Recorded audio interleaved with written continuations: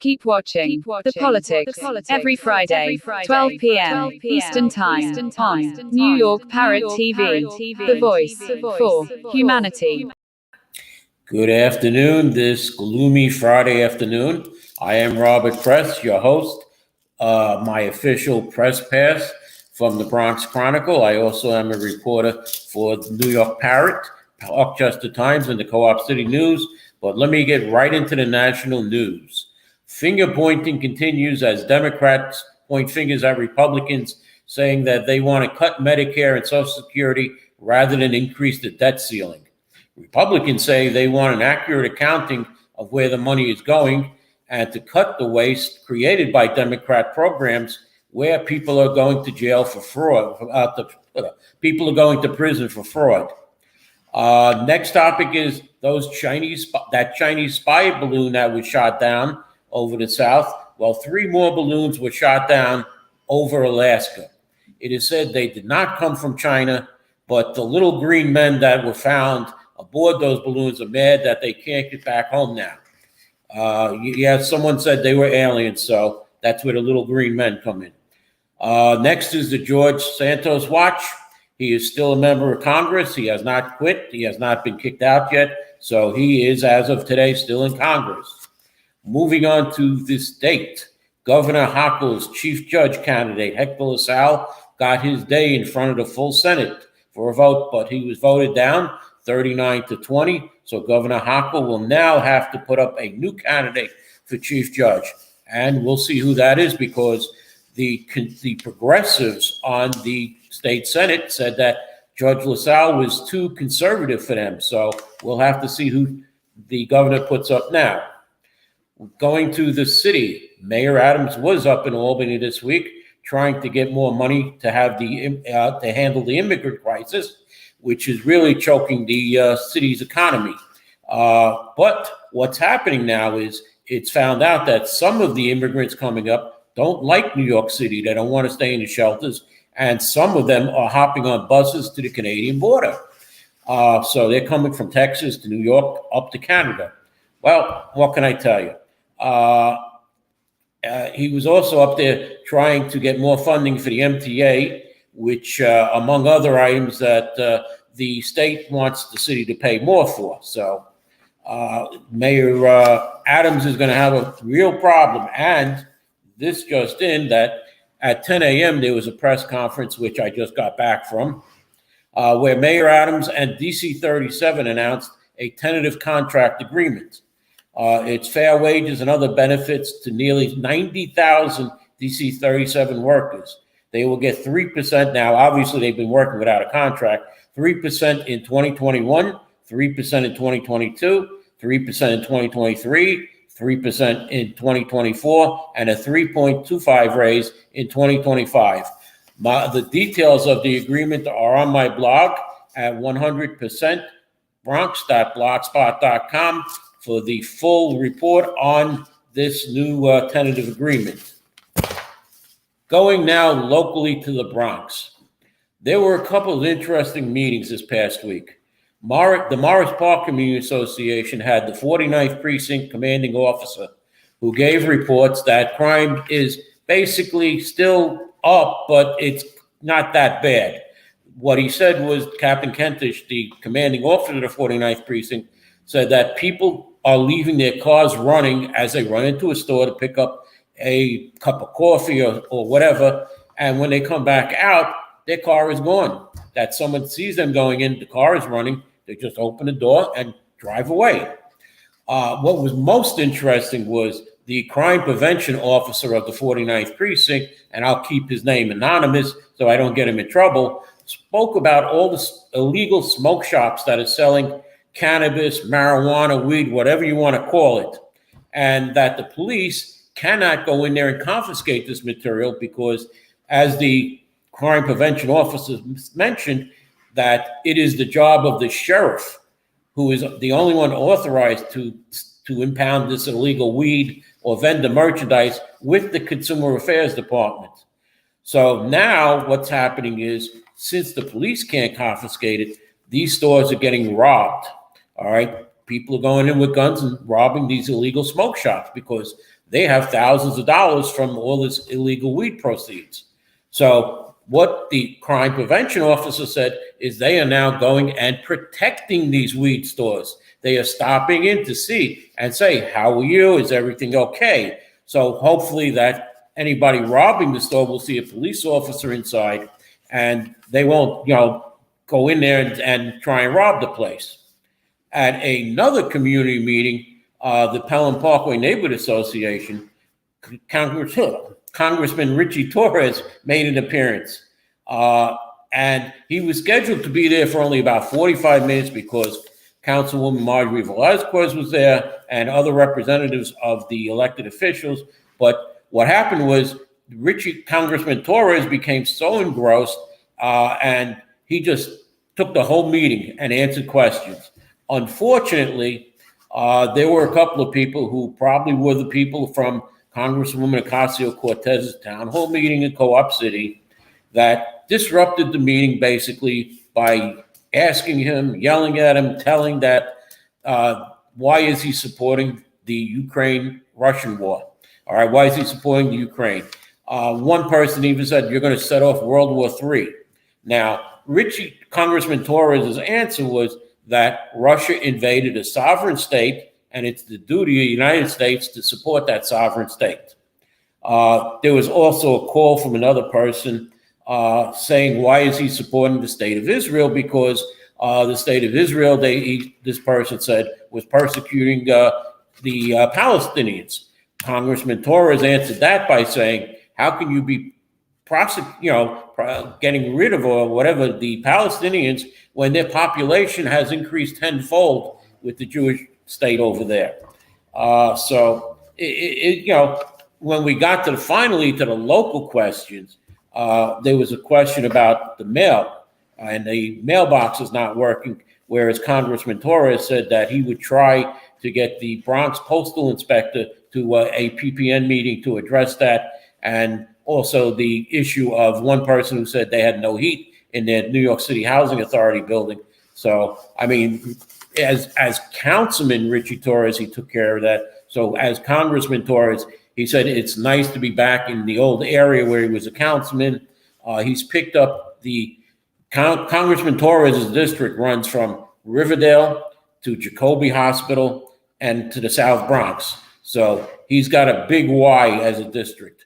One end, another end, and then down to the bottom. Okay, now here's one that came out of left field, or should I say out of the slot machine. There is a proposal to take 17 acres of the Trump Links golf course in Ferry Point to build a Bally's casino and housing for its employees. Helping Bally's is Bronx Democratic Party associate Stanley Schlein, Esquire, who is reported to have gotten the new Yankee Stadium built. And also in this deal is New York State Assemblyman and Speaker Carl Hastie, who is in favor of this casino. Now, there's a little problem there because if they're going to try and take Parkland, which is Trump Links, it has to be voted on by the Assembly to alienate Parkland. And if Speaker Hastie has already said that he wants it, he might have a conflict of interest in voting. So he might not be able to vote, but I'm sure he will have his assembly members vote the way he wants to go. As a matter of fact, there is a panel that, pardon me, before I even say that, Councilwoman Marjorie Velazquez is already quoted in the Bronx Times as saying she is in favor of it also.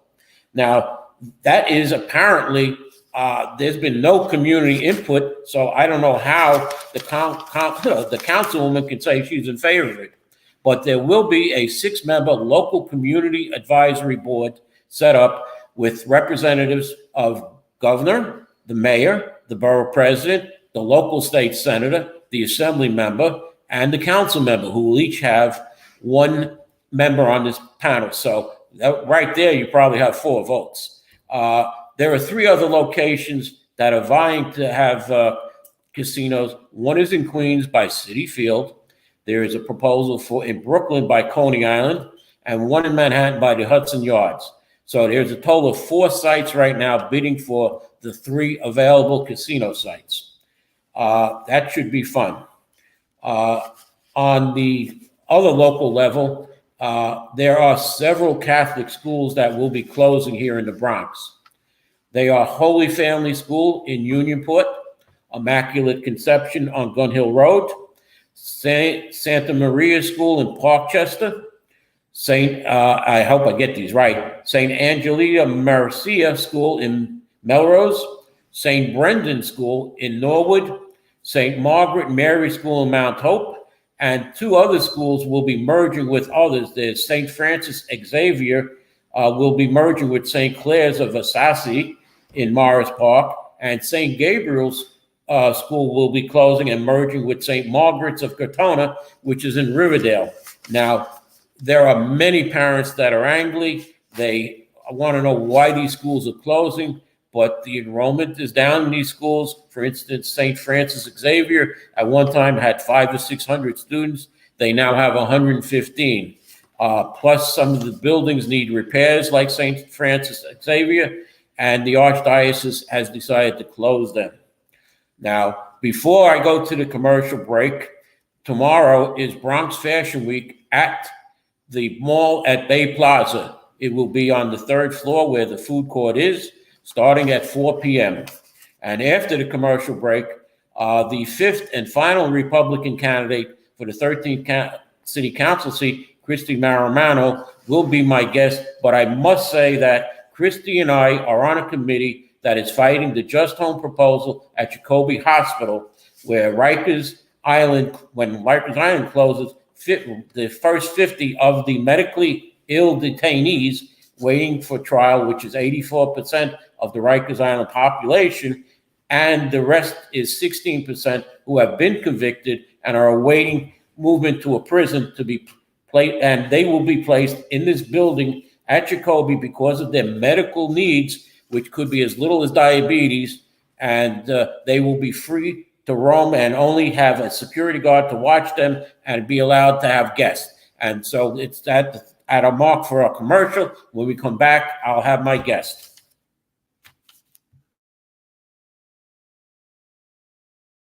Undoubtedly, Africa is the best tourism destination on Earth. The continent is blessed with the most conducive atmosphere.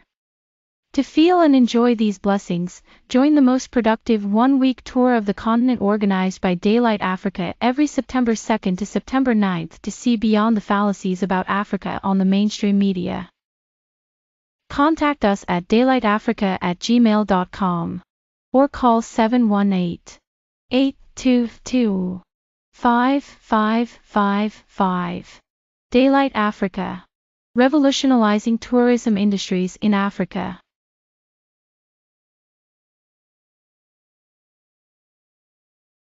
Welcome back. Thank you for that commercial. I must say that before I introduce Ms. Christy Marramano, that a candidate's campaign manager is trying to bully this reporter because candidate Samantha Zerka didn't come on and they wanted special treatment.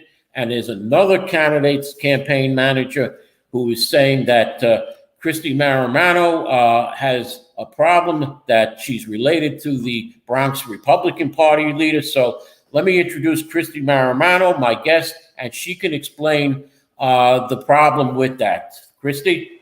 Hi, how are you? Good to see you. As we know, Anthony Ravecchio, the campaign manager of Tis Nastasio, claims that you got favoritism because your name is Rendino. Can you please clear this up? I honestly, we've worked together for almost a year against the Just Home Project, and I never knew that was your maiden name. So can you please clear this up? So Chairman Rendino is my brother, and I know that because I'm an extension of him, I am going to be under a microscope. And that's all that's really going to do is just push me to do a better job than I already intended to do. My situation is my situation. I am always going to be somebody's wife, mother, sister, daughter, but I'm also going to be a fighter. And anything that I can do is basically just fight for our community. So at the end of the day, this situation should not take away from who I am as a candidate or as a person. And people really need to focus on the issues, not my family life. Now, I saw that you put, as I mentioned, the casino that is proposed for Trump Links. Yes. I saw you wrote a little bit about that. Why you're opposed to that, I gather, and why? I just think that it's just going to really change the dynamic of the community. I understand people want it because of the jobs, but what we could do is we can build other things on that property and get the jobs that way, because it's just going to depress the surrounding community. And I just don't think it's really a smart decision. It's just going to be a casino. It's not like it's coming with an entertainment center or an arena or any kind of concert venue. It's just solely going to be a full service casino. Right. I personally agree with you on that, because from what I see is there's no access roads there. You're building right next to a community that's sitting there, and you're going to have a casino making noise, etc. But let's go on to the topic of the Catholic schools closing. Yes. What is your opinion on these Catholic schools that are closing? I feel really bad about that.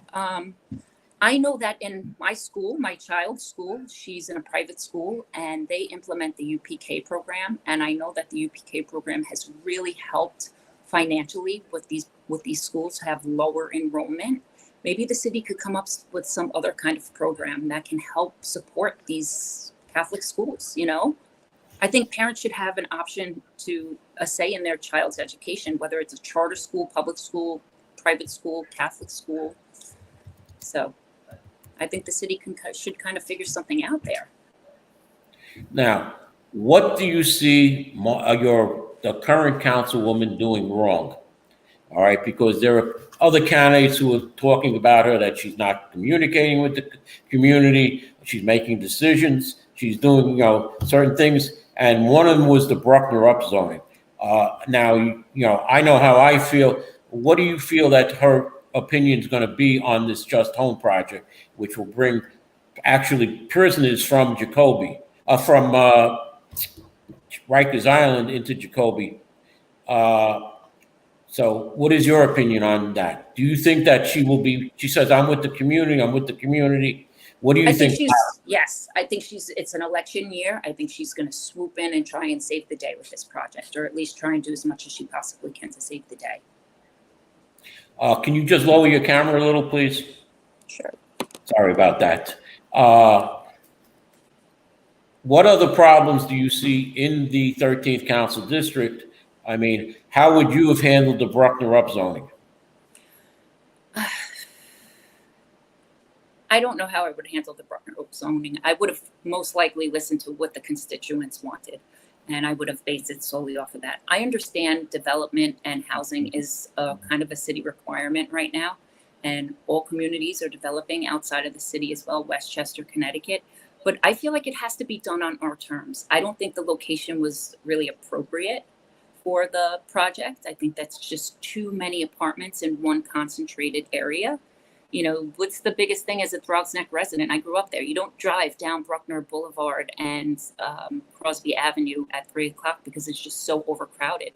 They even had to build an extension onto the school. It's too much going on in that one centralized location. I think if the housing was built somewhere else, because the only benefit was it did bring jobs, it did tailor to the veterans, and there was some apartments for the elderly. So those were good things, but I just don't feel like the venue and location was appropriate. Well, there was supposed to be apartments for veterans, but that was backed out. Oh, I didn't know that. That's really unfortunate, because our veterans are like one of the demographics that really need the support in our community.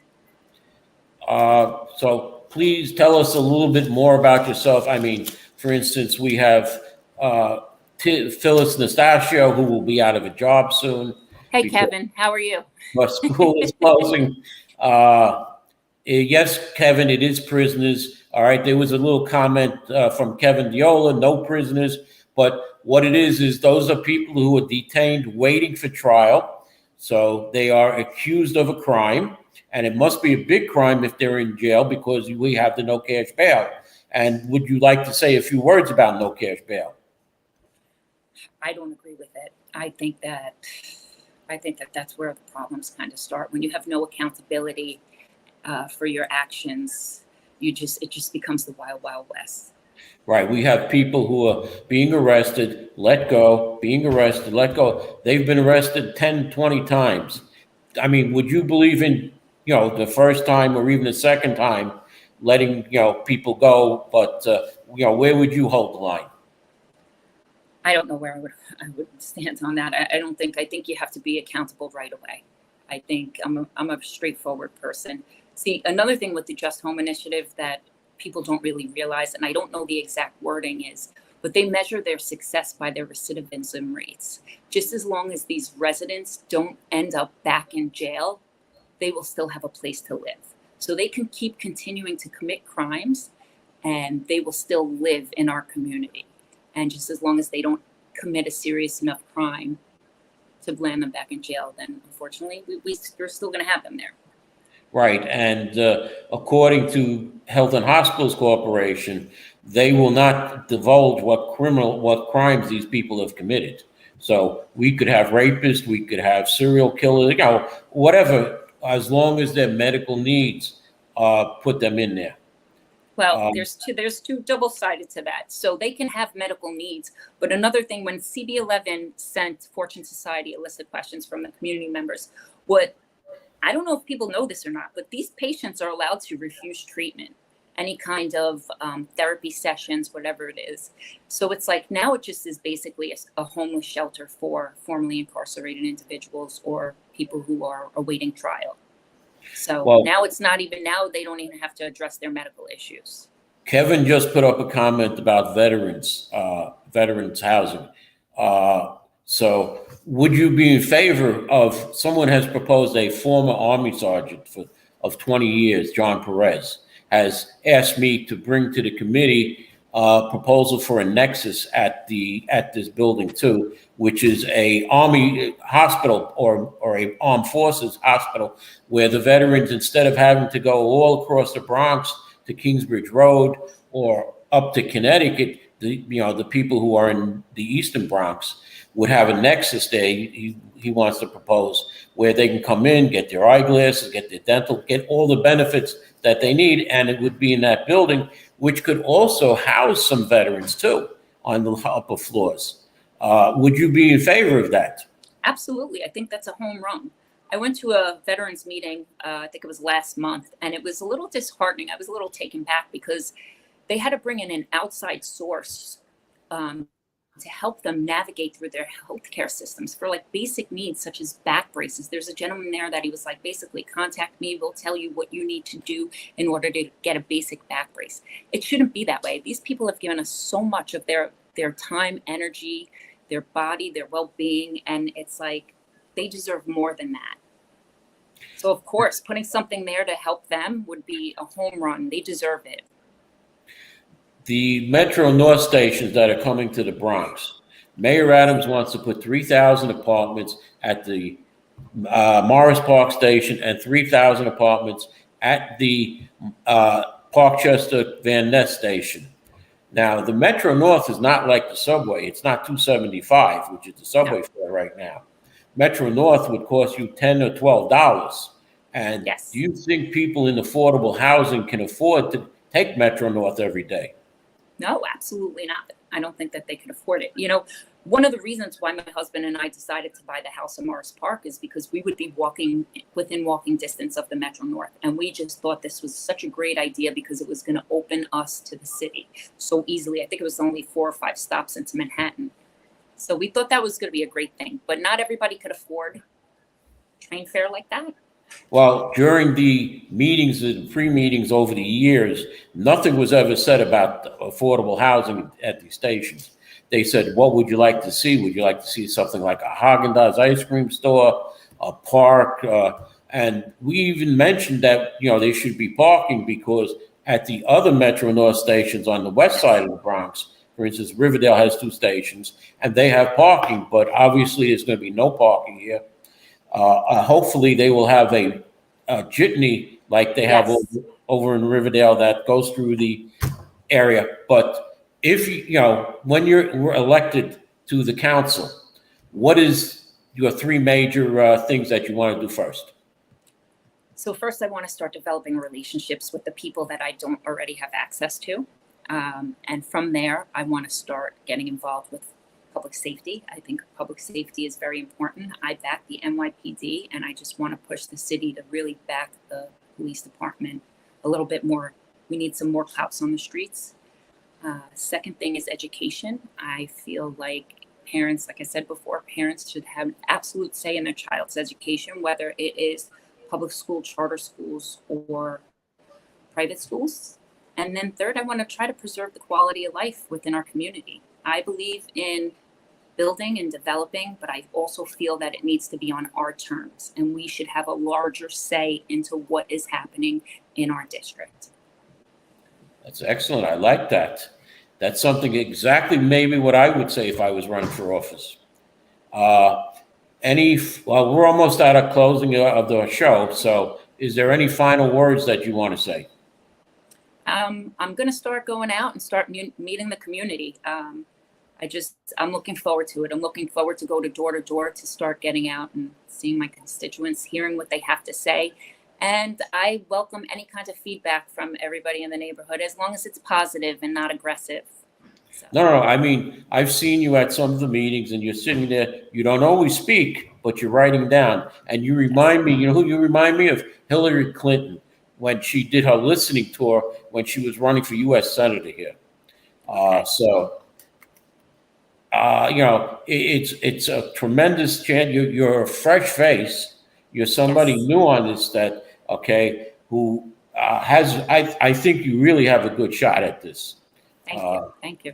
I'm not a politician. I understand. I am a community member. I am just like everybody else that lives in the area. I'm a mother. I'm a wife. I'm a full-time healthcare worker. You know, I'm just like everybody else in the community. So I'm going to just say to you, I see my editor has put, or my producer has put up something and it's to all candidates, not just you, because we have, as you saw during the commercial break, we have advertising on this show and in our paper, the Parkchester Times, or on other Parrot TV shows. We have over 15,000 subscribers or something like that. So, we do get out. For instance, this show has hundreds of people who view it, and that's in the district. As you saw, Kevin, there are others, because I'm sure your opponents are watching this and their campaigns are watching this, as well as the community. They want to know who Christy Marramano. Absolutely. Marramano. There you go. All right. And I want to really thank you for coming on. Thank you. Thank you for giving me a platform today. I appreciate it. Okay, and let me just say goodbye. We're going to stay within our little time limit. And thank everybody for watching. And thank you, Christy, for coming on. And thank you all for watching. Goodbye. Bye.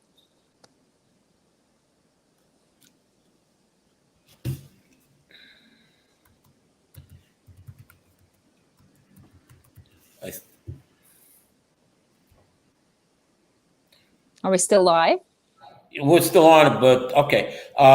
In a world where the quality of information available to poorer communities is doctored, tainted, and sometimes regressive, where the words fake news have come to mean other people's opinions, it is vital to rely on news platform with journalists who have feet on the ground and can report the truth.